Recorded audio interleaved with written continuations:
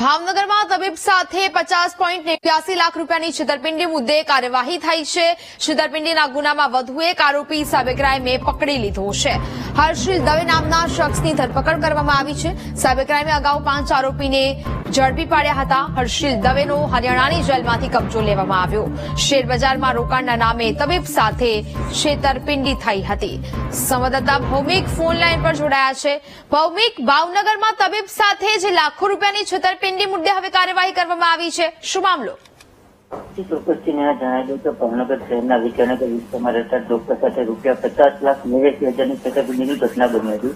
તારીખ 13/8/2024 ના રોજ ડોક્ટર રાજીવ મનોહરલાલ સંધુકિયા દ્વારા નીલમબાગ પોલીસ સ્ટેશનમાં ફરિયાદ નોંધવામાં આવેલી હતી, જેમાં ડોક્ટરને AJSM7 Pro એપ્લિકેશન ડાઉનલોડ કરાવી અને શેરબજારમાં રોકની લાલચ આપીને ₹50,89,000 જેટલી રકમની છેતરપિંડી કરવામાં આવી હતી, જેમાં ભાવનગર રેન્જની સાયબર ક્રાઇમ ટીમ દ્વારા છેતરપિંડી કરનાર અગાઉ કુલ 5 ઇસમોને ઝડપી પાડ્યા હતા અને તપાસ દરમિયાન વધુ એક આરોપીનું નામ સામે આવતા આરોપીની અટકાયત કરવામાં આવી હતી, જેમાં આરોપી જે છે હર્ષિલ જનકભાઈ દવે તે અમદાવાદનો રહેવાસી છે। અન્ય ગુન્હામાં જે હરિયાણા જેલમાં હોવાથી તે ભાવનગર રેન્જની સાયબર ક્રાઇમની ટીમ દ્વારા કબજો મેળવી અને પૂછતાછ હાથ ધરવામાં આવી હતી, જેમાં આરોપીને કોર્ટમાં રજૂ કરીને આજે તારીખ 16 કોર્ટના રિમાન્ડ મંજૂર કરાયા હતા અને હજુ પણ આરોપીની પૂછતાછ દરમિયાન વધુ આરોપીના નામ ખુલે એવી શક્યતાઓ પણ દેખાઈ રહી છે અને ડોક્ટરની સાથે 50 લાખથી વધુની છેતરપિંડીમાં કુલ અત્યાર સુધીમાં 6 આરોપીને ઝડપી પાડી અને કાર્યવાહી હાથ ધરવામાં આવી છે।